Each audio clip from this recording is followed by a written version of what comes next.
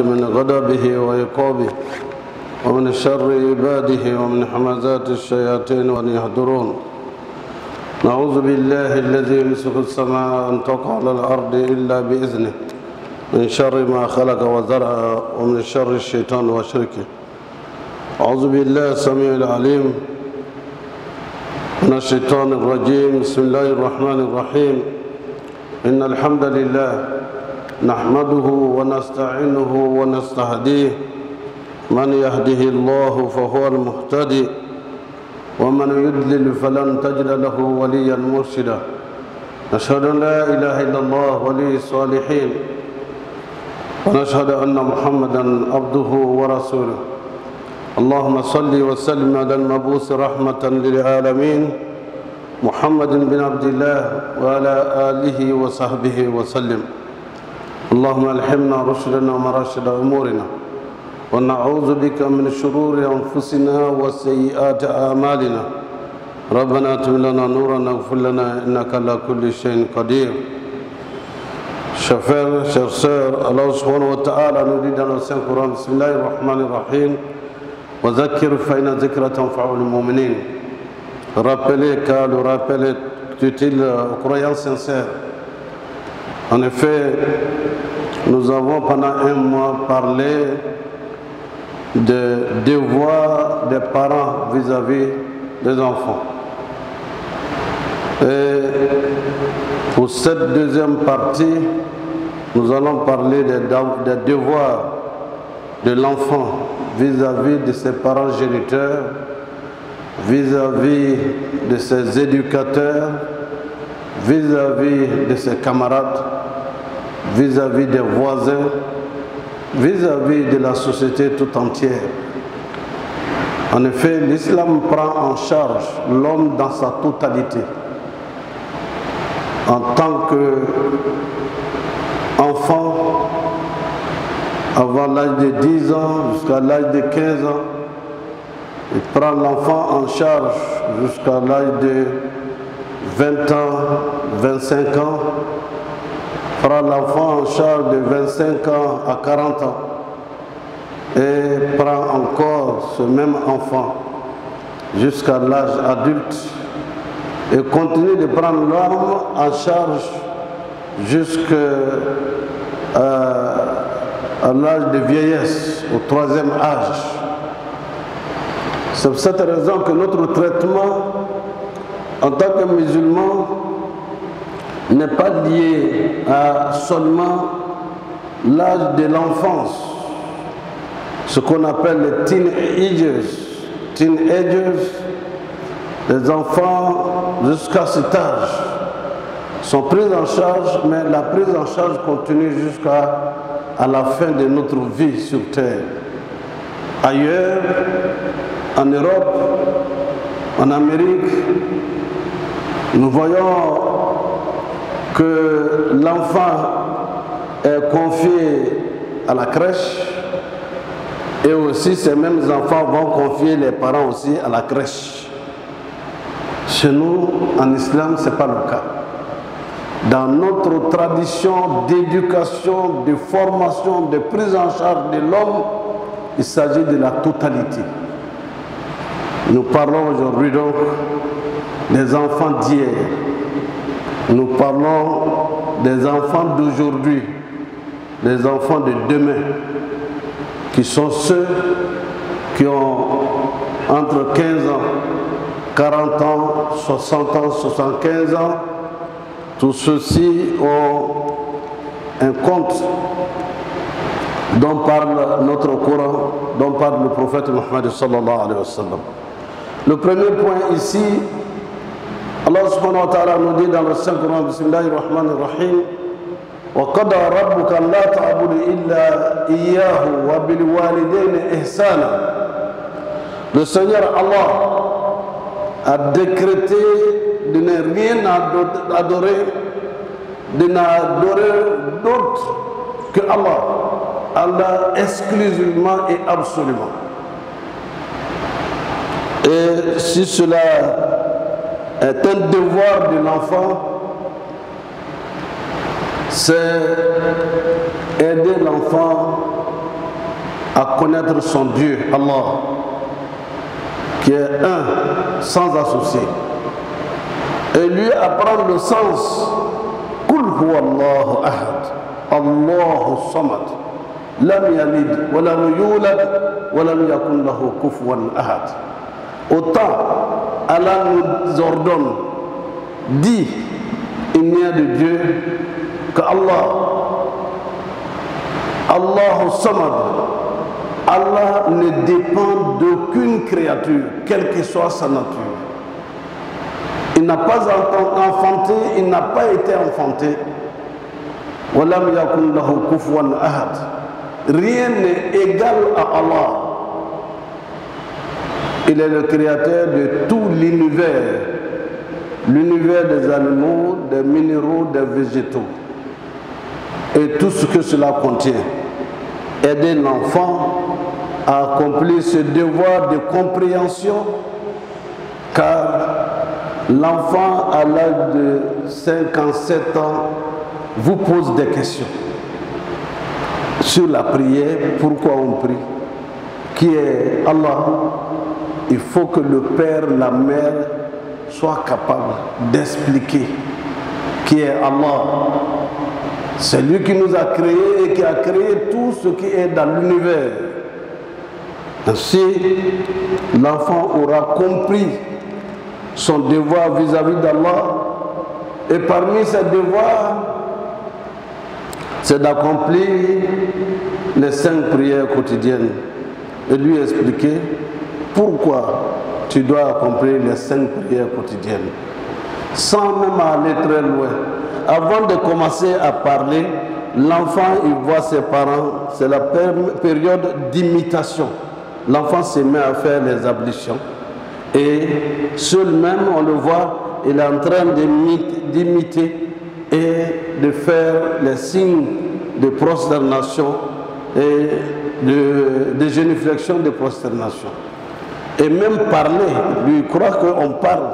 Il dit des sons qui ne sont pas intelligibles, mais déjà il sent intrinsèquement qu'il est en train d'adorer Allah sans qu'on le lui dise. C'est pour cela que l'étape suivante est que les parents le mettent à l'école à l'âge de 7 ans. Il y en a qui vont aujourd'hui avant cet âge, pour qu'il apprenne davantage à lire le Coran, à comprendre ce qu'il fait, ce qu'il dit, ce qui lui est dit, afin qu'il comprenne mieux qu'il a des devoirs vis-à-vis d'Allah, le Créateur du monde. Ainsi, après la prière, l'enfant essaie de jeûner, puisqu'il ne connaît pas le sens de la zakat. Quand on jeûne, tout ce qu'on fait devant l'enfant, il s'essaie à le pratiquer. Il ne faudrait pas que les parents, surtout nos mamans, soient à un frein à cette pratique. Car qu'est-ce qu'on voit? La jeune fille voit que sa maman met un foulard, je ne dis pas un voile, mais un voile. La maman met un foulard. La jeune fille veut ressembler à sa mère. Mais quand la fille veut sortir, c'est la maman qui enlève pour mettre à côté. Or, ça se ment. On accompagne l'enfant. Il s'agit d'accompagnement à l'obéissance à Allah et à faire ce que est dans le bonheur de l'enfant. Tout ceci s'apprend. Et c'est donc un devoir de l'enfant, mais on l'entraîne et on l'accompagne. Que l'enfant ne soit pas une obstruction, les parents ne soient pas une obstruction. On a vu, après certains séminaires, quand les jeunes filles retournent à la maison, étant voilées pendant les prières à leur déplacement, il y a des mamans qui leur disent, mais tu n'es pas une vieille personne. Pourquoi tu te voiles? Pourquoi tu fais ça? Pourquoi tu fais ça? À ce moment-là, les parents deviennent des obstacles à l'accomplissement du devoir de l'enfant vis-à-vis d'Allah. Alors qu'il faut l'accompagner avec des bons mots, des félicitations et même l'encourager avec des cadeaux. lorsque l'enfant commence à s'appliquer, que les parents ne soient pas des obstacles à leur épanouissement islamique. Ensuite, le devoir de l'enfant musulman, c'est la promotion des valeurs musulmanes, des valeurs éthiques et morales de l'islam. Cela va dans sa façon de s'habiller. On lui coud des habits décents et on le corrige lorsqu'il dit des mots qui ne sont pas moralement, éthiquement acceptables. Et on ne dit pas ça. C'est des injures. Non, c'est des propos que Dieu n'aime pas. Faites passer ce que Dieu n'aime pas avant ce que vous n'aimez pas. Et si les deux sont cumulés ensemble, l'enfant grandit avec l'amour d'Allah et grandit également avec l'amour de ses parents géniteurs. Car si vous amenez l'enfant sur le terrain de l'amour d'Allah, Dieu fera en sorte que votre amour sera greffé dans le cœur de l'enfant. Et donc le respect des valeurs.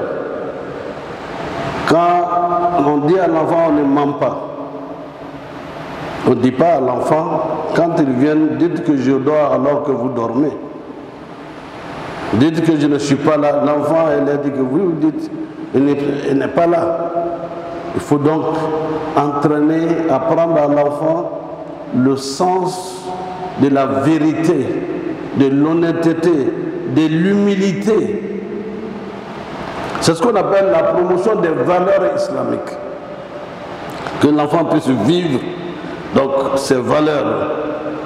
Ainsi également, il y a comme devoir de l'enfant le respect des parents. Birrul walidain wa bil walidain ihsana. Envers les parents, la bonté et la bienveillance. C'est ainsi que, en tant que devoir, on apprend aux enfants d'obéir aux parents. Ça vient même systématiquement que l'enfant, par l'amour que les parents ont pour lui et l'amour qu'ils ont pour les parents, évite de poser un certain nombre d'actes. Et lorsqu'il y a une déviance dans un comportement et dans un autre, la mère le lui dit et le père également le lui dit. Et qu'il faut qu'il y ait à ce moment-là une complicité entre le père et la mère. Quand le père dit ça c'est pas bon, ou bien la mère dit que ça c'est pas bon, le père ne doit pas tirer l'enfant à côté. Ta maman est méchante. Pourquoi elle t'a pas donné ça? Pourquoi elle n'a pas fait ça? Non, au contraire, le père dit, elle veut ton bien. Elle veut que tu réussisses. Elle veut que tu ailles de l'avant. Ainsi de suite, la promotion des valeurs commence par le respect des parents. Mais dans quelles conditions? Respecter les parents dans ce qu'il y a de valeurs agréables à Allah. Le Coran nous le dit, mais si les parents te conduisent vers ce qui n'est pas agréable à Allah, fala tuti'huma, ne les suis pas dans l'égarement ni dans l'erreur. Le devoir des parents des deux natures. En fait, il y a le devoir global envers le père et la mère. Mais Allah subhanahu wa ta'ala, par l'enseignement du prophète sallallahu alayhi wa sallam, quelqu'un est venu voir le prophète pour lui demander, parmi mes deux parents géniteurs, quel est celui envers qui j'ai le plus de devoirs? J'ai le plus d'obligations. Le prophète dit, ta mère. Il revient une deuxième fois poser la même question. Il dit encore ta mère. Il reviendra encore une troisième fois. Le prophète sallallahu alayhi wa sallam lui répond ta mère. La quatrième fois, il dit ton père, sans hésitation. Qu'est-ce que cela veut dire? Nous avons des devoirs vis-à-vis de nos parents géniteurs. C'est un devoir, c'est une obligation. Mais l'enfant, en plus des obligations communes, a plus de devoirs vis-à-vis de sa mère. Car cela s'explique, et le Coran le dit clairement. La période de gestation, quand l'enfant est encore au stade de fœtus, le développement du fœtus jusqu'à devenir une personne visible comme un genre de margouillat qui continue à se développer dans le ventre de la mère. Kurhan à la kurhan, dit fatigue sur fatigue. Et ces étapes sont tellement expliquées qu'au bout de 9 mois, la mère est dans la souffrance, mais en même temps heureuse de vous porter. Au moment de l'accouchement, il y a certaines de nos mères qui ont rendu l'âme et laissé l'enfant. Ça veut dire encore une fois que la mère est sujette à beaucoup de fatigues, beaucoup d'épreuves, et ces épreuves, l'enfant doit être reconnaissant vis-à-vis d'Allah, doit être reconnaissant vis-à-vis de sa mère, quel que soit ce qu'on donne aux parents, quel que soit ce qu'on donne à sa mère, on reste enfant jusqu'au moment où elle rend l'âme de ce monde. Honorable maman, nous devons continuer à les honorer. Même quand elles ne sont plus de ce monde, leur montrer que nous les aimons. Et par voie de conséquent, en retour, Allah nous aime. Et celui qui n'entre pas au paradis, celui qui n'a pas de respect pour ses parents, n'aura pas accès au paradis des vertus serviteurs d'Allah. Il y a donc, en plus de cela, l'islam fait encore du respect des voisins comme devoir d'un enfant. Cela est une injonction et un enseignement ferme du prophète sallallahu alayhi wa sallam, au point que il nous dit Mazala Jibril yusini bijari hatta zanantu annahu yuwarisuni. Jibril m'a tellement recommandé mon voisin, que j'ai pensé que si je ne suis plus de ce monde, c'est le voisin qui allait prendre mon héritage. Et cela doit être enseigné à l'enfant pour qu'il le considère comme étant un devoir, une obligation. Car ces obligations participent de l'harmonie du voisinage, du respect du voisinage.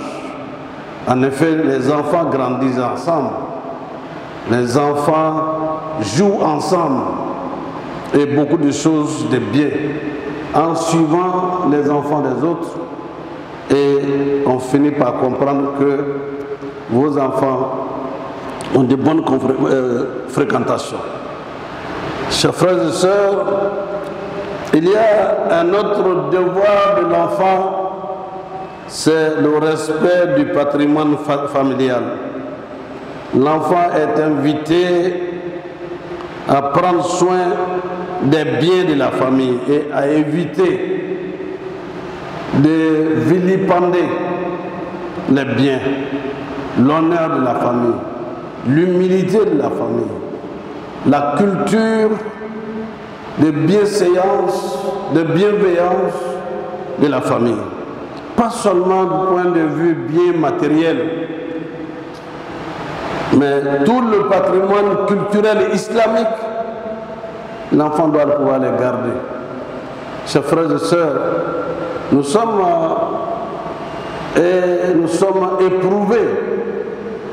éprouvés par souvent des constats qui sont amers. Des enfants qui ont grandi avec nous, à qui on a donné le maximum de ce qu'on peut, espérer comme la meilleure éducation, ces enfants sont éduqués islamiquement. Ils montrent même leurs pratiques presque irréprochables.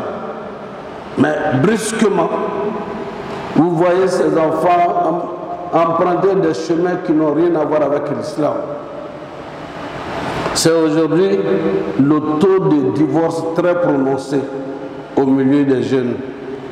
Et c'est pour cette raison que nous, à la mosquée, on a créé, je pourrais dire plus tard, une académie d'enseignement familial.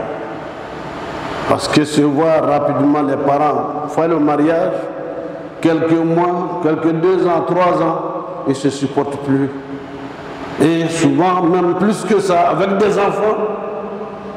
Et on voit que ces mêmes enfants ont d'autres préférences dans d'autres communautés religieuses. Ça devient autre chose qui sont constatées. Celui ou celle qui était bonne pratiquant, de bons pratiquants, ne voit plus l'alcool comme étant un interdit de l'islam. Les devoirs qu'il accomplissait avec fierté et honneur commencent à s'effriter et à s'émousser. Chers enfants, vous êtes les enfants d'aujourd'hui. C'est vous qui serez les adultes de demain et c'est vous qui serez nos héritiers. C'est pourquoi je lance un appel pour qu'on vienne apprendre ce devoir d'être père demain et d'être mère de demain, pour prendre des cours et pour apprendre comment réussir sa vie en tant qu'enfant et comment vous allez prendre en compte et en charge vos enfants qui ne doivent pas souffrir comme les enfants des familles divorcées sont des enfants orphelins dont les parents sont vivants. Et ces enfants deviennent des enfants, non pas ce qu'on dit, microbes, mais ces enfants sont éclatés et deviennent d'autres que nous souhaitons. Donc, chers parents, chers frères, chères sœurs, faisons attention aux devoirs des enfants. C'est leur devoir, ils ne seront pas toujours comme on le veut, mais vous devez les exhorter. Et vous devez être prudent, vous devez être vigilant envers vous-même, car vous êtes un modèle pour vos enfants. Si là, ça ne va pas dans la famille, ça va se sentir dans le comportement des enfants. Et surtout les comportements déviants. Et ce déchirement des enfants qui vont être les adultes de demain, c'est maintenant qu'il faut le préserver.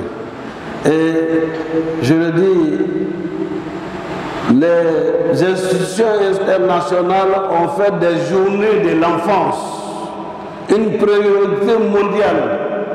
Or, l'islam en a fait une priorité depuis l'aube de l'islam, il y a de cela plus de 1400 ans.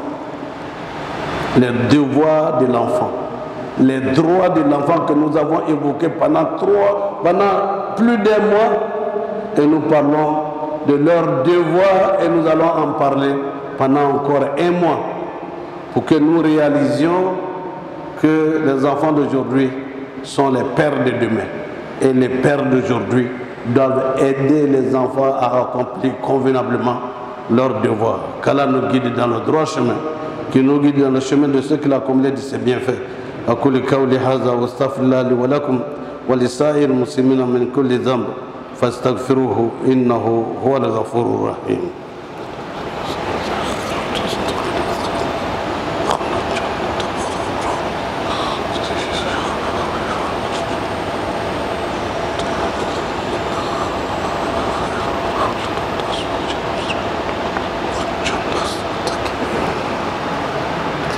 ربنا هب لنا من أزواجنا وذرياتنا